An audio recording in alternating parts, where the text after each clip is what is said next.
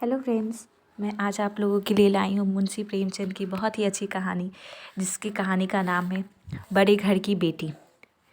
बड़े घर की बेटी शीर्षक कहानी मुंशी प्रेमचंद की अमर रचना है। प्रस्तुत कहानी में लेखक ने स्पष्ट करने का प्रयास किया है कि उच्च विचार पारिवारिक उद्विघटन को रोकता है। गौरीपुर के जमींदार बेनी माधव सिंह जमींदार तो थे, लेकिन उनमें जमींदारी चमक खत्म हो चुका था। उनके दो पुत्र रत्न थे, श्रीकंठ और लाल बिहारी। श्रीकंठ ग्रेजुएट था, जो इलाहाबाद में नौकरी करता था। वह गौरीपुर में रामलीला का जन्मदाता था। प्राचीन हिंदू सभ्यता का गुणगान उसकी धार्मिकता का प्रधान अंग था।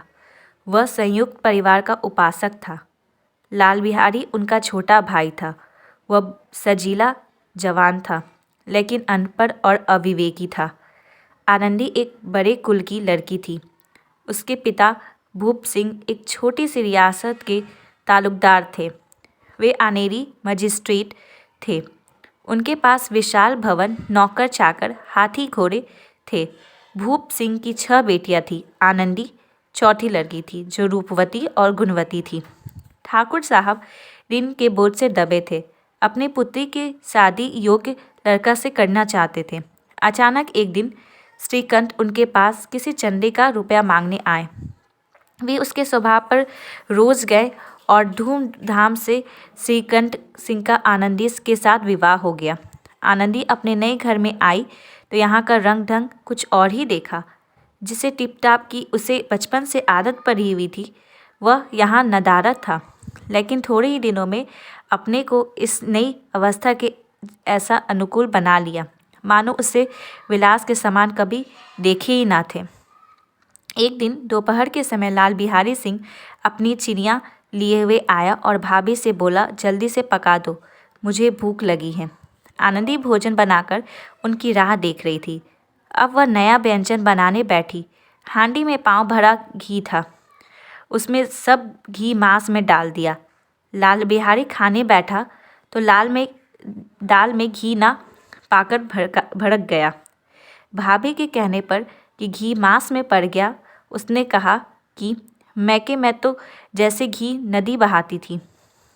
स्त्रियां गाली सह सकती है, लेकिन उसके मायके की निंदा नहीं।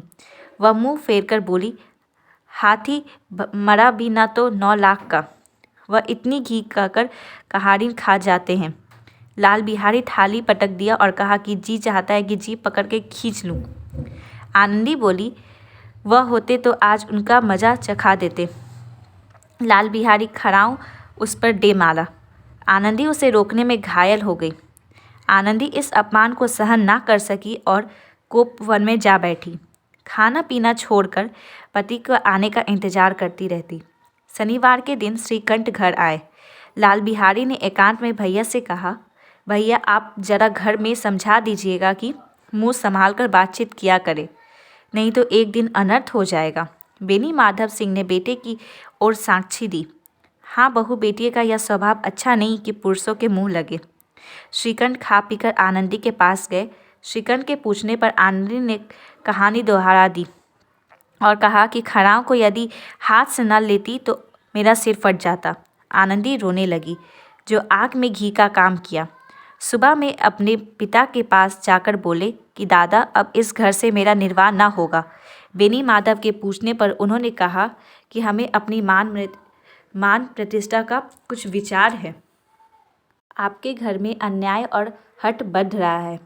जिन्हें बड़ों का सम्मान करना चाहिए, वे उनके सिर चढ़ते हैं। स्त्रियों पर खड़ाऊं और जूते की बौछार होती है। अतः मैं लाल बिहारी के साथ इस घर में नहीं रह सकता। पिता के समझाने पर भी वह अपने निश्चय से अडिग रहा और अंत में कहा कि यदि वह अधिक प्यारा है तो मुझे विदा कीजिए। मैं अपना घर बार छोड़कर चला जाऊंगा।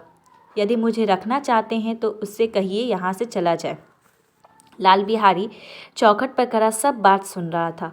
वह रोने लगा। उसका मन ग्लानि से भर उठा। वह हिम्मत कर आंखों हाथ से साथ किया और भाभी की चौखट पर खड़ा हो गया। उसने कहा कि भाभी, भैया ने निश्चय किया कि वह मेरा मुंह नहीं देखना चाहते, अतः मैं जाता हूँ। फिर उन्हें मुंह न दिखलाऊंगा। मुझसे जो अपराध हुआ है क्षमा कीजिए। उसी समय जी कंठ वहाँ पहुँचे, घृणा की आंखें फेर कर निकल गए। आनंदी ने श्रीकंठ से कहा कि लाला रो रहा है और अंदर बुलाओ। उनके इनकार करने पर भी वह लल बिहारी से रुकने के लिए कहती हैं। सौगंध देकर उसे बाहर जाने से रोकती है। श्रीकंठ का दिल पिघल जाता है और वे गले मिलते हैं। गांव में जिसने ने भी सुना उसकी प्रशंसा की, और तो और बेनी माधव सिंह ने बड़े घर की बेटी ऐसी ही होती है ऐसा कहा। धन्यवाद। हेलो।